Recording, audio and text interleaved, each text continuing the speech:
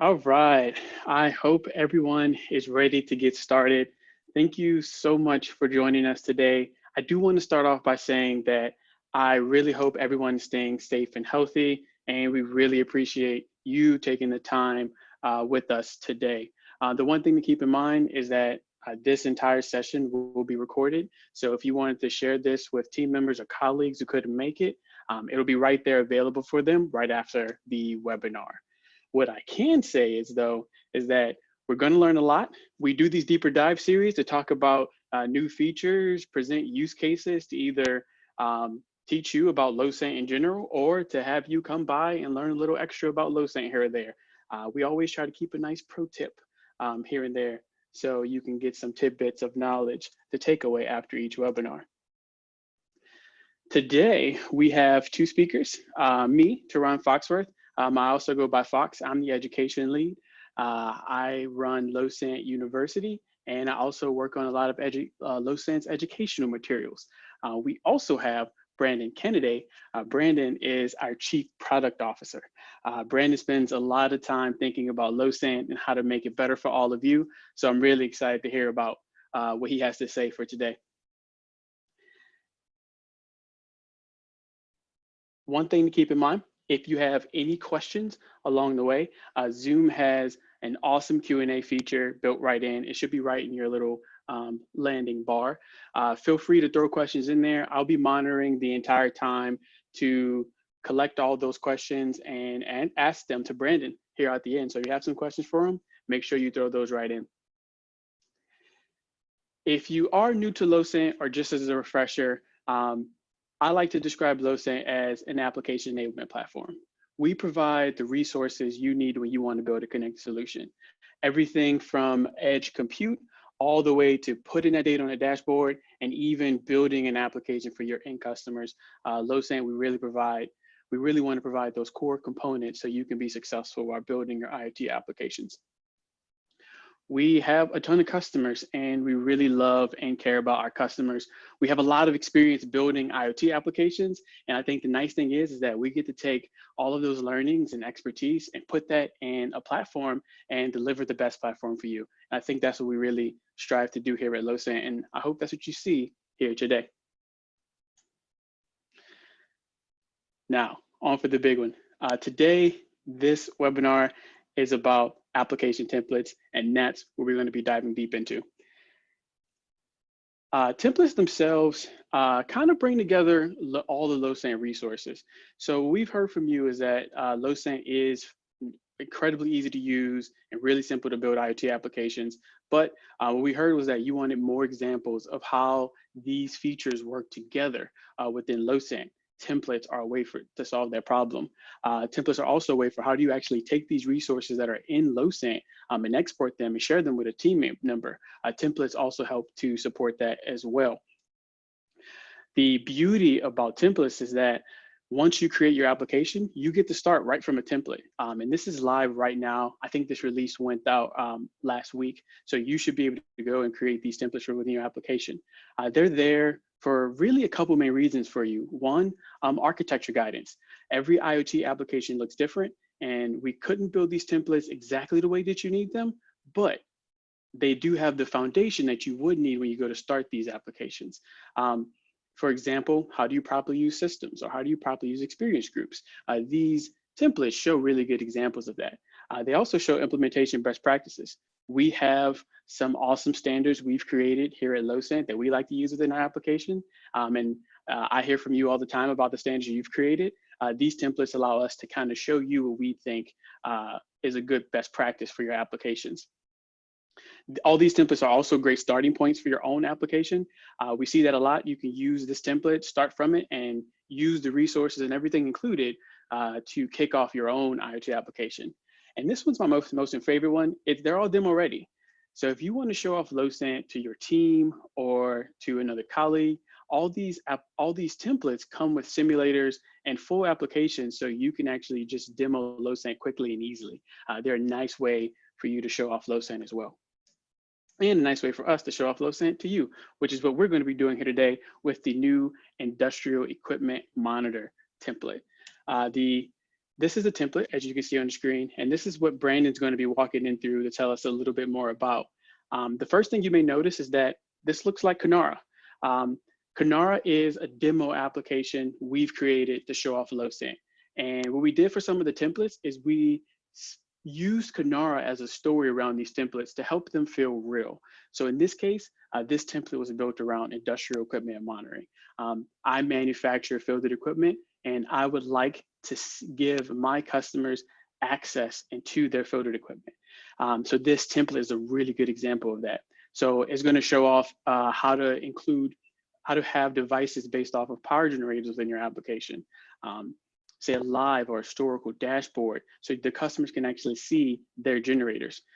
This template shows a really nice example of incorporating fault and maintenance data within your application. And lastly, but not least, this is a great example of a multi-tenant application. So this application not only serves one customer, but many customers. And these are the things that Brandon are going to be touching on today. What I would love to do now is hand it over to Brandon so he can tell you more about the industrial equipment monitoring template. Thanks, Fox. Welcome, everybody. Once again, my name is Brandon Canaday. I am the Chief Product Officer here, and what I'm going to do is use the industrial equipment monitor template as a way to show and highlight some of those implementation and architectural best practices that Taran had mentioned. And what I want to start with is what it looks like, basically from your perspective, when you do want to get started with a template yourself. So anytime in Losant, when you create a new application, you'll be presented essentially with this screen. This is your options for starting from a template, or what we had before templates, just starting from scratch.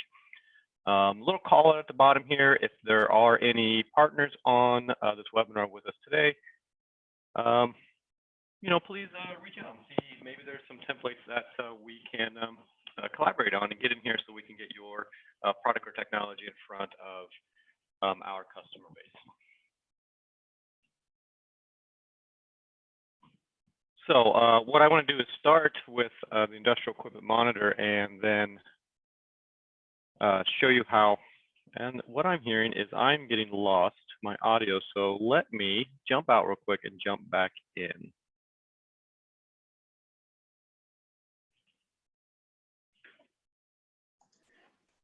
So while Brandon is hopping back in the audio, what I wanted to do is tell you a little bit more about the templates. The one thing to keep in mind, and the really nice thing that we did do with all of these templates, so Brandon's going to show you this, but all the templates also have readmes. So since they do come with stories and they do already have devices and workflows and Losant resources already set up within the application, this readme is essentially an instruction set for you. So not only is an instruction set for you to use the template, but once you start an application from this template, what you can do is now customize this readme. So now you can develop the standards that Brandon's going to be talking about and that you develop your team. The readme is also a place for you to document them within your application. So now what I want to do is I did a quick power on, power off. Am I sounding a little better now? Yes, you sound great. Awesome. I'll hand the screen back over to you. Yeah, let me dive back in there. Sorry about that. A little bit of turn it off and on again. Reset here. Works wonders. Okay, picking up where I left off, I'm going to just show you how to create your own template and get it initialized. So all of our templates, except the weather station, do come with a simulator. So you don't actually have to have real equipment connected to see how data flows through one of these reference applications. So as I mentioned, you just, anywhere you create a new application, you'll be presented with this screen. I'll select the industrial equipment monitor. You'll be presented with a little overview on the resources that this requires and how many you have left. We did design all of our templates to fit within your Sandbox account. So you don't have to have a paid organization in order to evaluate these yourself. So I'll go ahead and create the industrial equipment monitor one, and then I will show you how to enable that simulator. Then what I'm going to do is switch over to one I've had running for a while because I'd like to see a little bit of that data build up before we continue. So enabling the simulator is about enabling a workflow. So if I go to the landing page here, the overview page, you will see that README. It does have instructions on how to enable the simulator yourself. What you'll do is just click that link. That will bring up that workflow, and then you'll see a little option here to enable it, and that will cause and start triggering data to flow through this application. Although this application is simulated, it does show some really good use cases that I'm going to dive into in a moment. But what I want to start with here is the architecture that you'll see in the real world. Since this doesn't have actual devices connected, I want to show what it would look like with real devices. And what we see most commonly is incorporating our edge compute, our edge agent, in order to read data from that industrial equipment. So this template represents those large industrial generators. Think about behind hospitals, behind schools, in a big enclosure. Usually they have some kind of controller already on them that can be communicated with, either Modbus, TCP or serial, maybe OPC UA, maybe some Ethernet IP if it's powered by a PLC, but there's usually some way to tap in and get information out of it. So that's where our edge agent comes in. We can retrofit that cabinet, put a small gateway in there, then we can start reading that information that already exists to get that up into the cloud. So this webinar is not going to talk much about the edge agent or edge compute. I would recommend checking out Losant University. There's a whole course on the edge compute offering there, so that's a great way to go learn more about that specific functionality. So if we dive into the actual application that is created by this template, you can get there by clicking the Experience the Edit page, and then you'll see the URL up in the top right corner. And these are created by the application ID, unique kind of automatic domain that we create for every experience. You can add new custom domains if you want, but clicking that's going to take us into the actual end user experience that your customers would be interfacing with. And it highlights a couple of really common application trends that we see. One is an overview dashboard displaying aggregate information about the entire collection of devices that I have access to, as well as a device list that I can quickly select and see details about that application. And this really does highlight, even though it's a simple application, it highlights a lot of implementation and architectural best practices that I'm going to step into, especially around multi-tenancy. Even this one screen shows a few major pieces of multi-tenancy that you have to happen. One is show me the list of devices I have access to, and only I have access to. I shouldn't be able to see other people's devices. And if I select a specific device, I need to make sure the device ID that I pass in is verified. I shouldn't be able to just type in a random password or a random device ID up there and guess someone else's device. So multi-tenancy is certainly a focal point of this webinar, but I'm going to cover 3 things with this template. Each of our templates are designed around a specific subset of functionality. There's 2 other deeper dives coming with 2 other templates, and they'll cover slightly different information, so definitely check those out. But this one I'm going to step through is the multi-tenancy model. How did I create that? How did I architect that? And more importantly, how do we utilize that for an actual application? I'm going to go into a small example, kind of reference implementation, best practice for device images. Showing a picture of your device is very common. There are a lot of ways to do that within Losant, but we standardized on a really good one that we would recommend. And lastly is a little bit about data tables, and a very appropriate use for data tables to showcase fault information coming from that machinery. So let's start with that tenancy model. And what I like to really start with is a diagram. So when you're out there designing what your tenancy model should look like, I would really recommend you start by sketching it out. Just on a piece of paper is fine. Some diagram like this that describes who your tenants are and kind of how your devices and users are organized within your application. In this case, Canara Technologies, that's a hypothetical brand that we created for demonstration purposes. It really represents the OEM in this case, the actual industrial manufacturer. They want to be able to see all the equipment that's out in the field. So being the top, they're the original manufacturer, they should be able to see everything. Then there are tenants. In this case, a tenant is represented by a customer, and these are hospital chains. So a very popular purchaser of generators are hospitals. So in this case, we've got 2 example tenants. This can scale out to any number that Canara might have as customers. Then the actual devices are associated with those tenants. And it is organized like a tree because we found very commonly that you kind of require this adoption of access up the tenancy tree.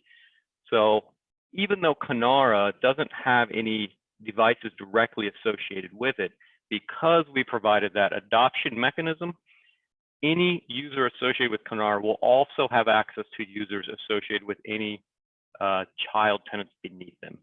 And this tree can be any number of layers. You can assign users at any layer to really control access through your tenancy diagram. So keeping this diagram in mind, when we do switch to Losant, the users and groups menu item, we'll see that same tree outlined on the left here. So that's kind of how you take that diagram you're thinking about and represent it inside Losant. Before I go too far, I do want to call out, there is a blog article that I've written that does follow through this exact implementation in a lot of detail.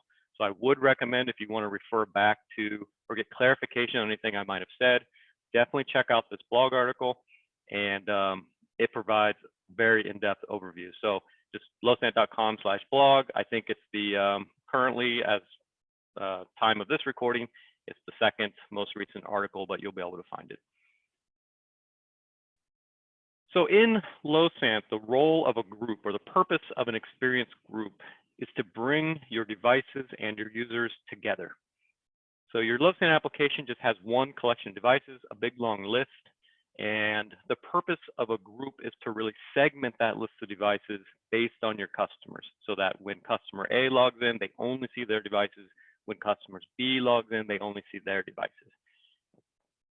And this is that tree that we showed in the diagram. I can add any number of groups I want here, just by adding a new group, setting its parent appropriately.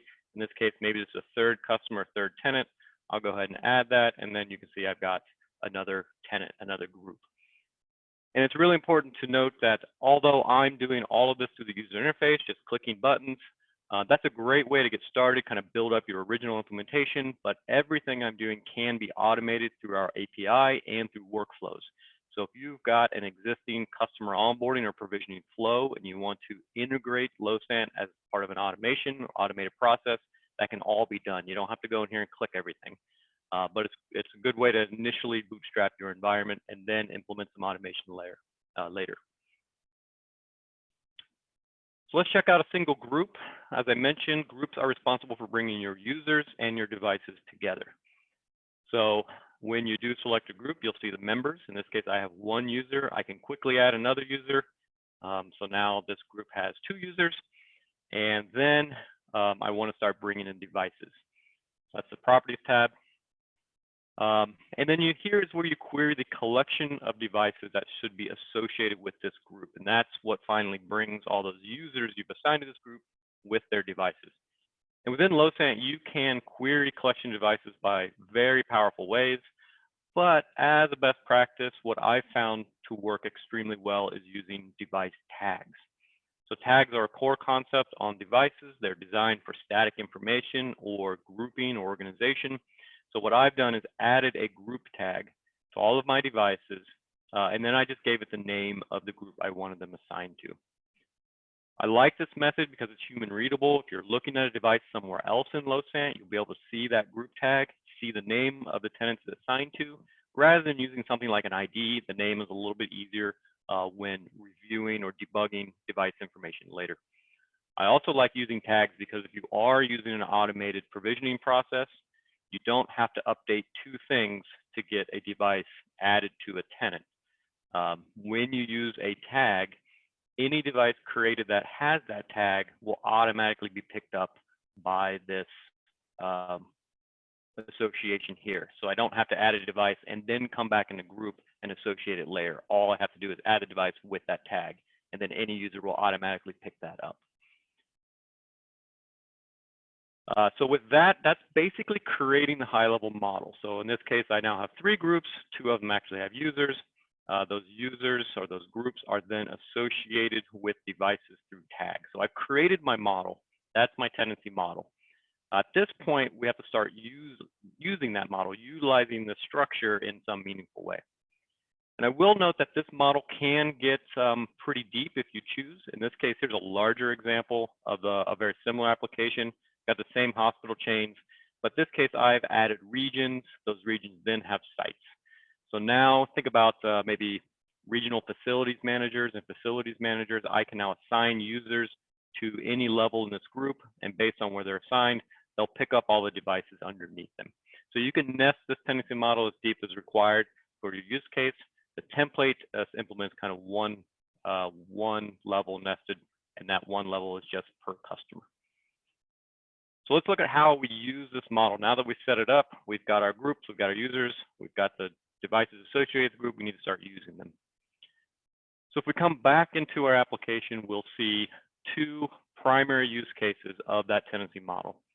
One is the list of devices on the left. I need to be able to ask Losant, I'm logged in as some user, what's the list of devices I'm supposed to have access to?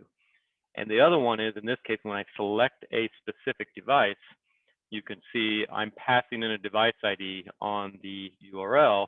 I should verify that for security purposes.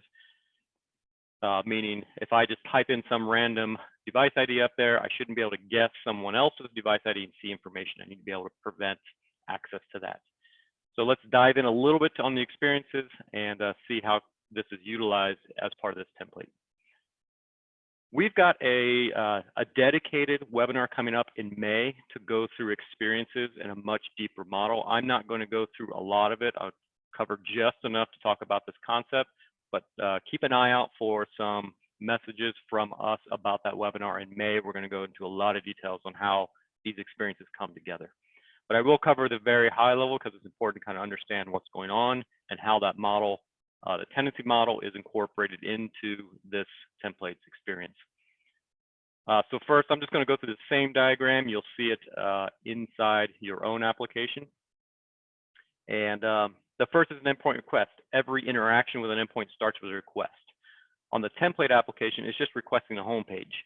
If I switch back to that very quickly, you'll see I'm requesting the endpoint / and then I'm providing some information as a query parameter.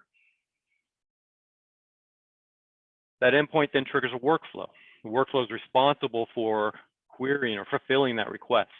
And in this case, that request needs the list of devices, so I can render the list. And then if a device ID was passed in, that workflow should also verify that that user had access to that device. And then finally, it renders the page. So in this case, the page has a list of devices.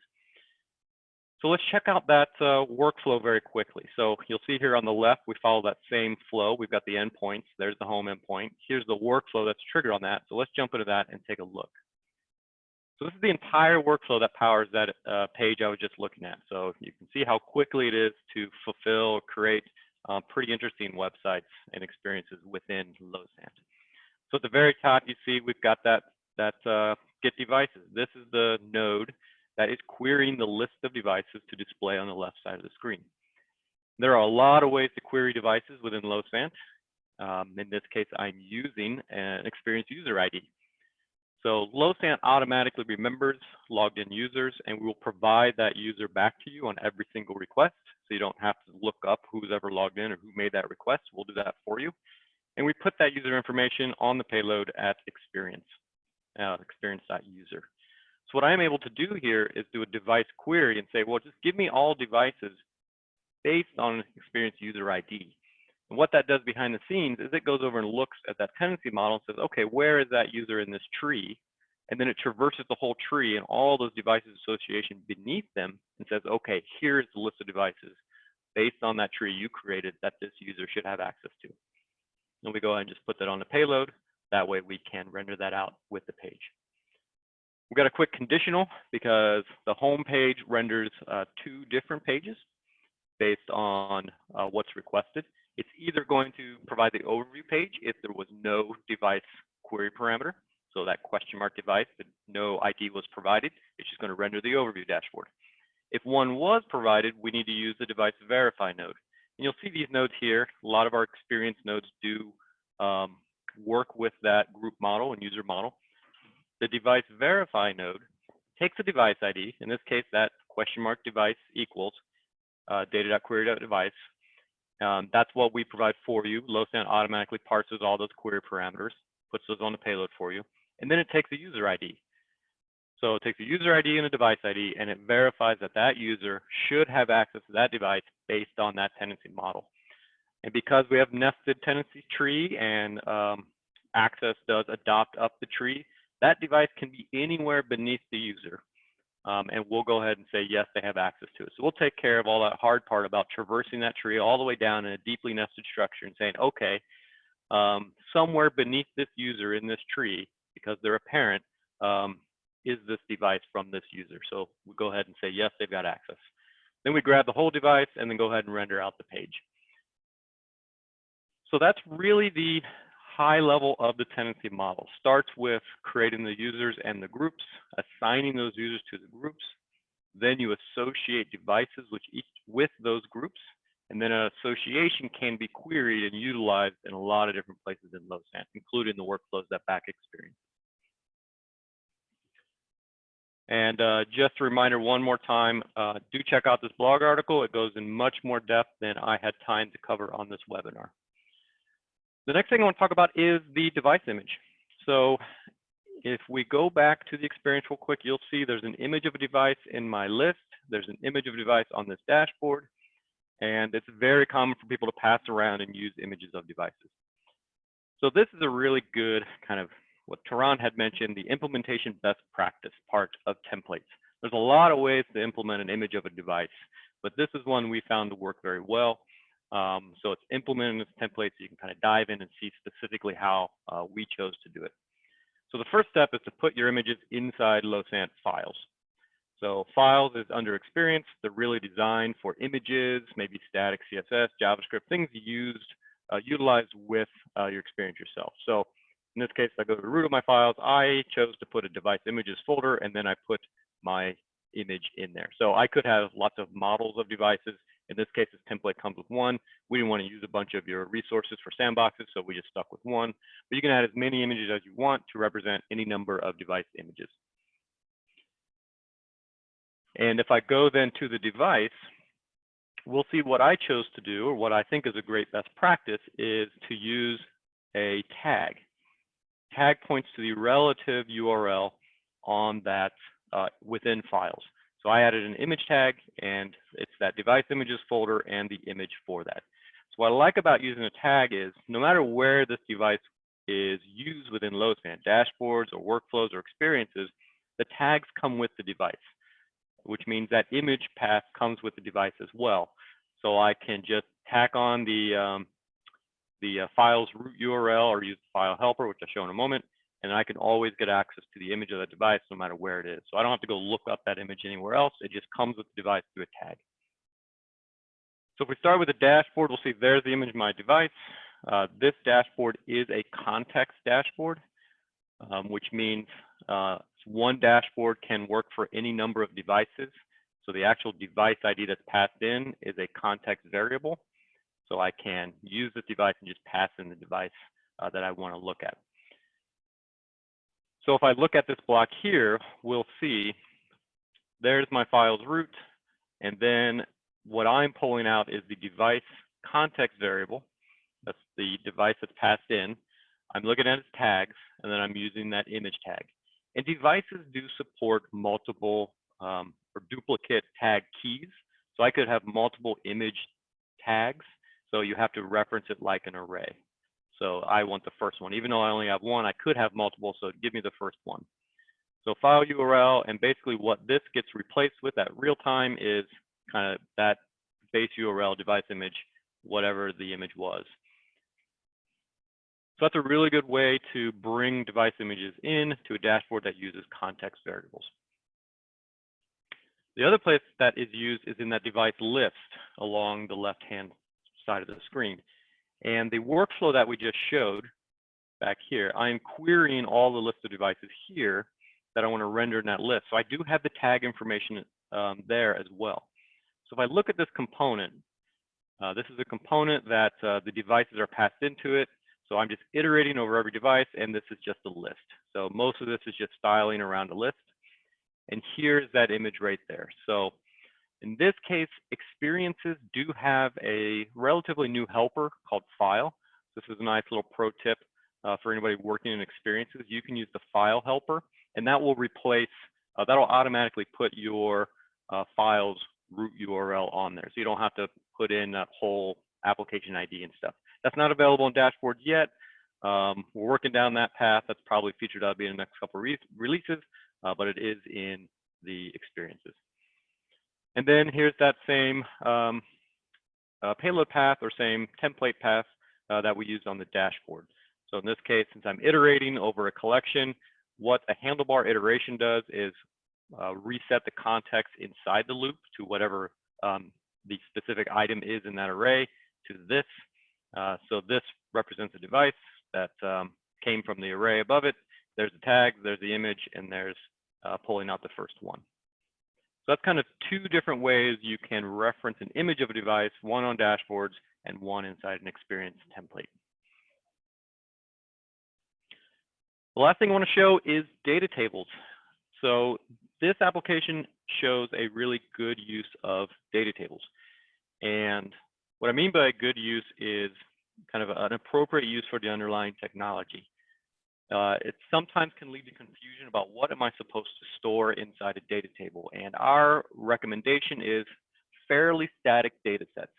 And this kind of maps fault code information to additional metadata about that fault code. So it doesn't change that often. It's not time series data. If you are putting time series data in a data table, we would recommend trying to figure out maybe a device's more appropriate place, because these are two different data storage technologies behind the scenes, optimized for different use cases. Time series data is in a time series database. This data is in a database optimized for quick lookup, so I can query a row or multiple rows based on the value of one of these cells. So what I want to do here in this, at the very end of my time here, is I want to extend this template. So as Taran mentioned, our templates are really designed as a starting point, as well as a reference implementation. You can use them as a starting point. So extending them with new functionality is a really big part of it. So this data table and these fault code information right now are not really used in this template. They are used as part of the simulator. So when the simulator runs every 2 minutes, it will pull, in very rare occasions, it'll go grab a random fault code in order to simulate a potential fault. So what I want to do is extend this to say, well, when a fault does get reported, I want to create a Losant event. So I'm going to create an event and show it, but I'm not going to take a deep dive into it. The next webinar on asset tracking next week does do a really good job of showing events. It does a really good use case of shock and vibe and temperature events, orientation events based on a real-time geo asset tracker. What I'm going to do is show how a data table can be used in conjunction with an event. And what I do recommend is keeping your workflows separate. Make a different workflow per kind of functional idea. You don't want one giant workflow. It's hard to maintain. So right now, data is already flowing into this application, and I want a workflow that it will create events based on that incoming data. So I'm going to make a new workflow called create events. And what I'll start with is the device state node. The device state node gets triggered whenever devices report information. So reports their state. And our definition of state is basically telemetry information, kind of reporting a collection of device attributes. And I'm going to do this based on essentially every device with a serial number. So I want to trigger on every single device coming into Losant, each of my generators. And I really only want the fault description attribute. So how this template works is the device reports up a description, basically a 2 or 3 word description of a fault. So then that data table can link that description to some longer information. And that's what I'll show here. So these are descriptions being reported by the controller, by the simulator, basically by the device. So it might report low coolant. Then what we have in the data table is a much longer explanation about what that means. It could have some corrective actions, could have some other information in order to mitigate that issue. So what I want to do is create an event that contains this more additional information. That way, if somebody's assigned to that event, they can figure out how to mitigate that. So what I'm going to do is start with that. I'm getting those reported in. The first thing I need to do is query that table for that description so I can get all the other information. But I'm also going to show a nice little trick here for testing this. So it's really hard to test with actual data. So I'm going to show a virtual button and how to test an implementation like this using something like a button. So the device state node works by reporting information on the data object and payload, just like everything else. But what I can do is simulate that using a virtual button. And let's pick one of these. Let's just do low coolant.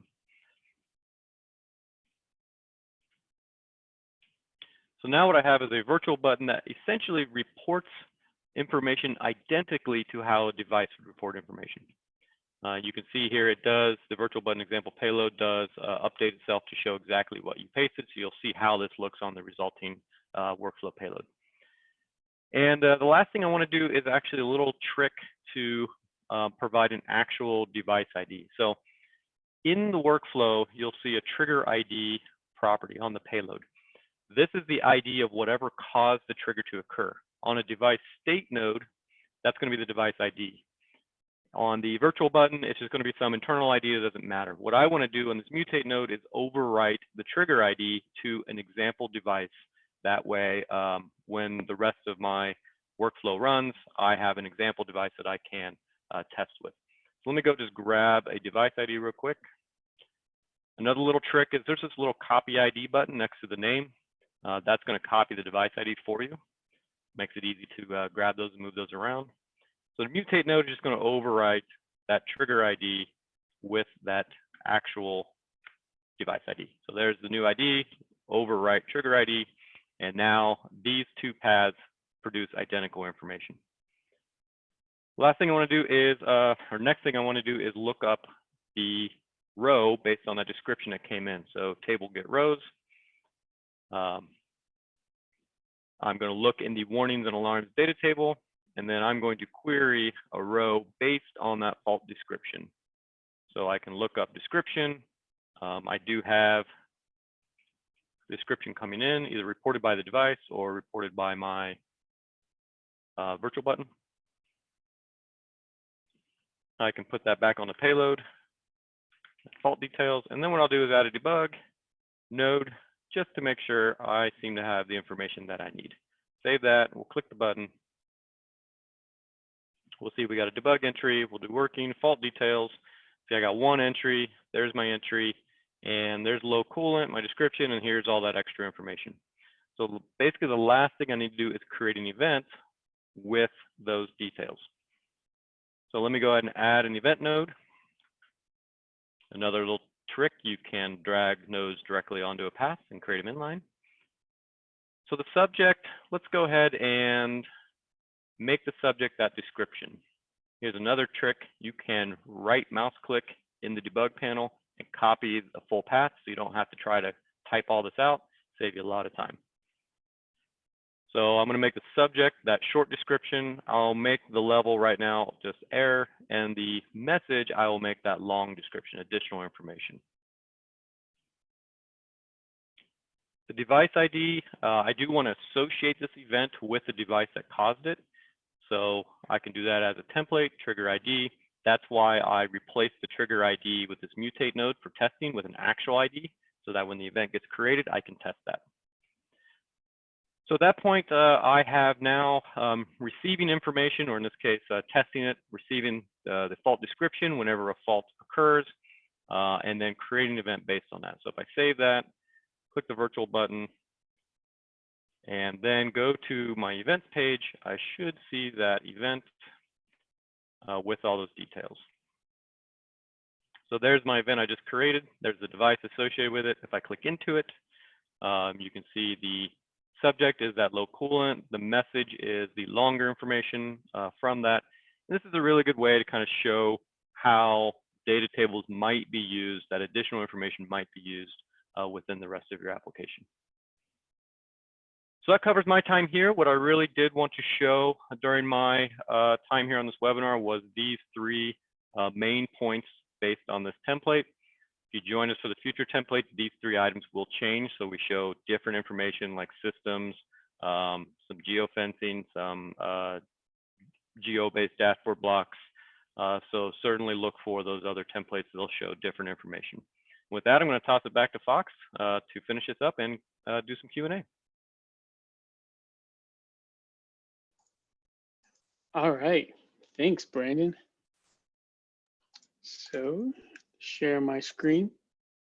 As I briefly touched on earlier, and Brandon walked through this, each of these templates did have the application README. You can find those within the platform or within GitHub.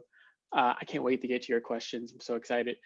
But before I get to them, I did want to mention this one thing. What's the next steps for you? How do you get started? The very first thing is update devices and send data. So we kind of modeled these templates after example devices that are simulated in the workflow engine. So a good first task for you would be to take this template, update the attributes for devices you have, and send real data to the template. The next one would be maybe find hardware for your use case to support some of these examples, and then update the template to support that hardware. One thing that's cool about Losant is we do have a really awesome POC process. So our solution engineers can actually work with you to find hardware and help you develop your use case so to make sure you head it in the right direction. And the last thing, and the most important one is, if you already have your application and is running in Losant, you can use these templates as examples and apply these concepts to your application. Like everything that you talked about, everything that Brandon talked about today, you can start applying these concepts to your application. And that's really the hope and goal out of these deeper dives.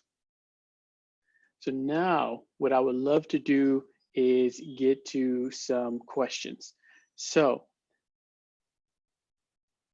Brandon, to kick us off, I would love to ask you the question I kind of first asked you when we were talking about templates.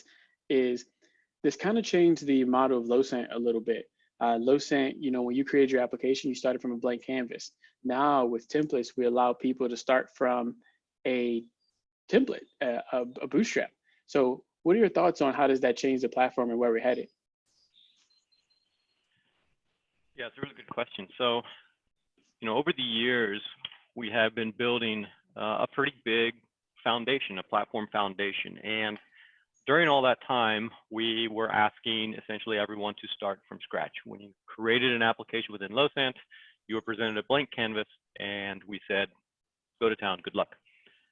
So with the introduction of templates, and you'll see even more iteration on this feature.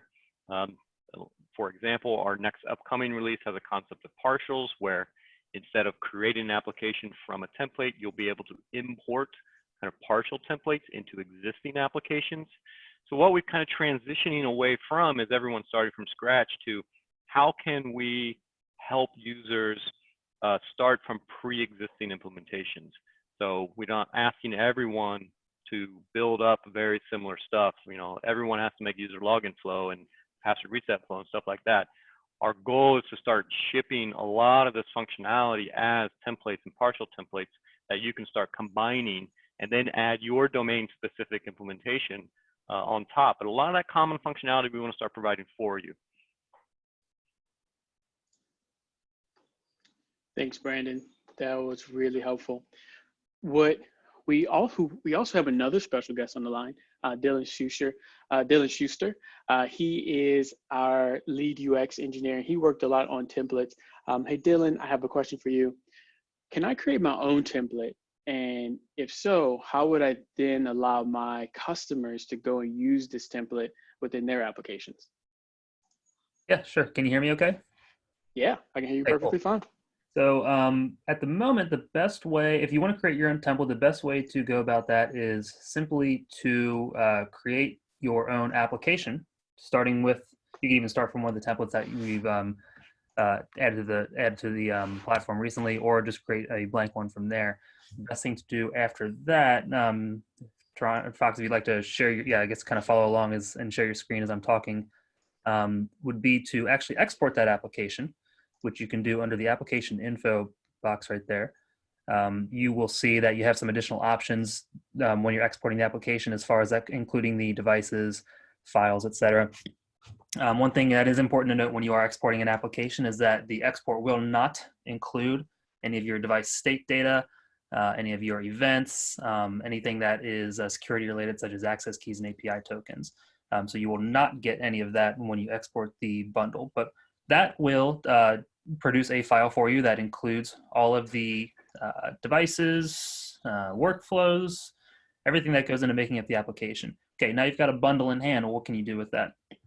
Well, now you can import that into your sandbox, as you see Fox doing right here, or also into your organization if you are an organization member. Just clicking that button in the top right corner to import, or you can actually drop the bundle directly onto the table right there. One other thing to note is for our enterprise customers who have private installations, I don't know if any are on the webinar today, we can actually support your personal organization's templates as like a first class template on the add application screen. So where you currently see, if you were to go add a new application, you will see the industrial equipment monitor, which we're talking about today, the huddle room monitor, the asset tracker. If you are one of our private installation clients, you can reach out to your representative here at Losant if you'd like to get one of your company's templates into that catalog for your private installation.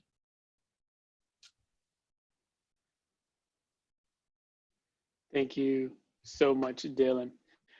So Brandon, this next one's for you.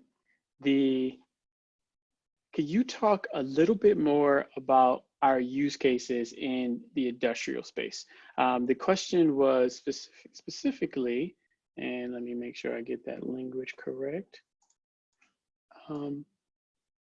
Yeah, can you share just some general use cases, especially around generator and power generator space? Yeah, absolutely. So, well, kind of and kind of not. So if you are a client joining us today, you should be less secretive about what you're working on, so we can share your stories. So that's a fun challenge that we do. A lot of the applications that we power are competitive advantages for our customers, kind of new product offerings. So they're a little bit shy around letting us talk about those. But I can talk about them in generalities. So the industrial equipment monitor is really a high-level representation of what we see a lot. And power generation or other types of industrial equipment, they all kind of fall in a very similar use case, which is, you know, the industrial customer is manufacturing something. And it's really important to understand that what they're using Losant for is not part of their manufacturing process. We're kind of solving the problem of, well, what happens to that thing that I create once I deliver to the customers? I want to allow my customer to log in to a portal and see information real time about what they have created. So within there, some of the success stories are around more intelligent service offerings. So one potential use case, or one use case that we do have in market, is around enabling service partners. So the people actually performing service and maintenance on behalf of that company on their customers' equipment. Their service professionals can come in and view information about it. There are also just very basic remote monitoring applications. So allow my customers to log in, something very similar to Canara, and see what's going on.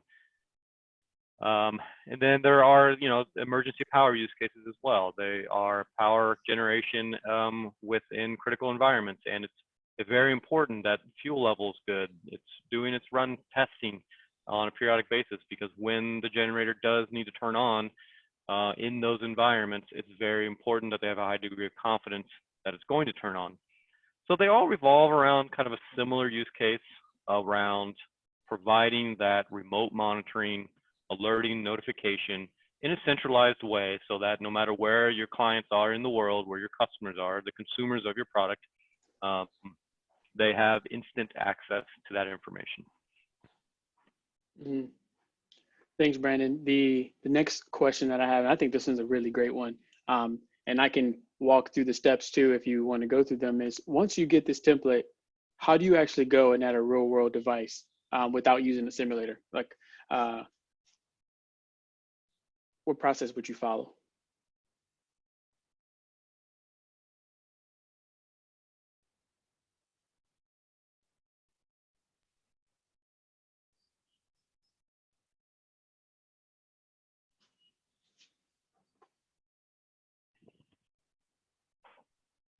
Sorry, Taran, was that question aimed at me?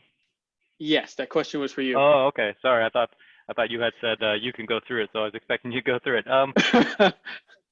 Yeah. So there's a couple options. One is certainly onboarding a new device. If we look at that diagram I presented earlier with the Edge Compute offering, the steps are a little bit longer, but you would add an Edge Compute device, install the Edge agent on a gateway, and it's really any industrial or Linux-based gateway. We have partnerships with Advantech and Dell, but it's really any kind of Linux-based computer that you have access to or you choose to use. With that agent installed, you then create workflows and deploy them into that agent, and that is your bridge between your local environment and, yeah, it's a good diagram, thanks. That Edge agent is that bridge between your local environment and the real world. So that's kind of how you would do it in an actual practice. So it's quite, it's a few steps, but just kind of stepping back and re-clearing my thoughts up a little bit. Grab a gateway, install the Edge agent. The Edge agent has a configuration file. You would provision the device on the Losant side as well. That gives you an access key, secrets, and device ID, so it can make a secure connection back to the Losant platform. Then that workflow around an Edge, that's what interfaces with that local controller. So that's kind of how you do it in the real world. Then there are some layers of auto provision you can put on, and certainly that's a conversation if you reach out to Losant. Maybe you get a conversation with a solutions architect to talk a little more details on, how an Edge gateway can come online and provision itself. That's a pretty common implementation as well. But for getting data into Losant outside the simulator, it's either MQTT, which is what's outlined in this diagram, because our Edge agent does utilize MQTT. We also support the Losant API. So if your device wants to instead communicate over REST API, you can do that. There are also the experience endpoints. So a little kind of similar to an API, but a little more customized, same with webhooks. And then we have a number of first-class integrations. So, if you have already put a lot of effort into sending your device data to something like Google IoT Core or Azure IoT using their MQTT broker, and you want to use Losant for kind of the application enablement side, what we can do is actually subscribe directly to that third-party broker and bring the data over. So if you've already gone down the line of using someone else's broker, that's fine. You don't have to use our broker. We can go ahead and subscribe directly to it and bring that data in. So there's a lot of ways to get data into Losant. We wanted to make it as easy as possible. So when it comes to actually onboarding devices, you've got quite a few options.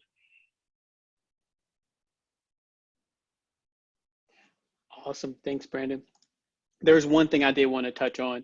We did get a lot of questions about, like, how do we integrate this into a different set of tools? We actually got asked about a couple set of tools, like either pattern recognition tools or Power BI. The answer there really is the workflow engine. So anytime someone asks me, oh, how could I get data into or out of Losant? That's where the workflow engine comes in. Well, as we were describing the Losant components, we kind of describe it as devices and data sources. The workflow engine is really your key way to bring in those other data sources, or even push data from Losant into other data sources. So as you all are thinking about those, how do I integrate questions, really turn to the workflow engine, and either hopefully there's a node that we have to support it. So for example, Brandon mentioned some Google services you can interact directly with the workflow engine, or the best node of all is the HTTP node, because if the service offers any sort of API, HTTP API, you can tap into that data within the workflow engine. Yeah, and to put a little more flavor on that answer, depending on how complex the pattern recognition might be, we do also support the notebooks. So notebooks are the integrated execution of Jupyter notebooks directly in the platform. So this will allow you to do really complex batch analytics on historical data sets. So we'll go ahead and take care of all the hard work of querying this, mass amount of device data. We bring up a single use VM, so security is very important for us. We'll put all that data right next to your notebook in the VM. We'll run your notebook, take the outputs, put them back into Losant. So the output could be an image, a graph that you want to display on a dashboard, or the output could be a classification. We do have the TensorFlow runtime in there, or it could be, if it's simple pattern recognition, it could be some kind of identifying information about the pattern that then you can come out and kind of hook right into that event workflow that I showed. So if the output is some kind of alert, you can then trigger an event so somebody can take care of maybe that anomaly.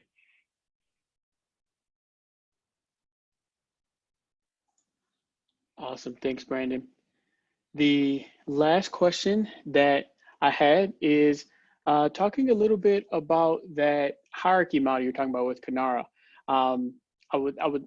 It seems like we had a question about who are we? You mentioned we a couple of times, and I think it's easy to get confused on whether we is in the stack. Would you like to touch on that diagram a little bit more, Brandon? Kind of explain how that works a little bit again.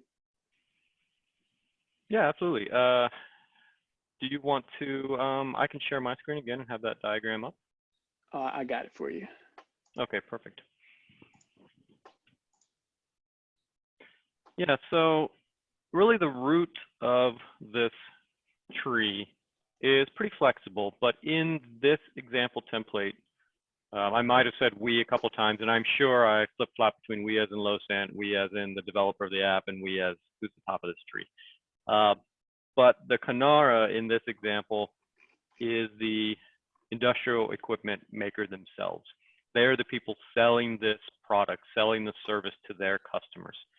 So we see this a lot. It's a really popular digital transformation trend, especially on kind of traditional manufacturing companies, where they have for decades sold a one-time expense. A generator, it might be expensive, 100 grand, 200 grand, but that's it. It's one-time expense. Maybe they get some maintenance revenue on it. These companies are transitioning now to starting to offer services, subscription services alongside the equipment they sell. So in this example, Kanara is the manufacturer, the OEM. They are selling the generators. So think of them as a generator manufacturer. And then what they're offering is the product that I showed we kind of built up in this webinar. So a subscription service that their hospital customers, their tenants, their customers can sign into and see information about the equipment that they have sold. There are other very popular models. So in this case, Kanara could be the direct OEM, but you could also be, something like a telco. It's very popular for telco companies to start offering vertical applications in the IoT space. In that world, they're not the OEM, but they are selling a service to an OEM. So there might be Kanara as the OEM, and then even above Kanara might be a telco. It's just another step in the tree. So the telco could be who made the whole thing. Their direct customers are OEMs, and those OEMs have customers that are hospital chains. So you can kind of take this application, move it up a stack as well, and offer it to multiple OEMs, not just a single OEM. Thank you so much, Brandon. Okay, I'm going to wrap it up there for questions. If you do have more questions, feel free to shoot them out in the forums, and we'll be happy to get those to you. One thing I did want to mention, we mentioned this a couple of times, is there are more webinars coming up. So there's 2 more on a couple of the other key templates we created. So one on asset tracking that will be done by Dylan, you heard from him today, and one on the huddle room monitoring template done by yours truly. And then on May 12th, we'll have a deeper dive on experience views, and this one's going to be a good one. I don't think you don't want to miss it. The last thing, always to get help and for further learning, the documentation is always there. We're always there listening, ready to answer your questions on the forums. Losant University is a tool that you can use to go and learn more about Losant, and it covers all of the components that we talked about today. And on our blog are a ton of great tutorials that are also great examples and learning tools you can use throughout your Losant journey. I would like to thank you all so much for sharing your time with us today. Again, stay safe, stay healthy, and until next time, stay connected.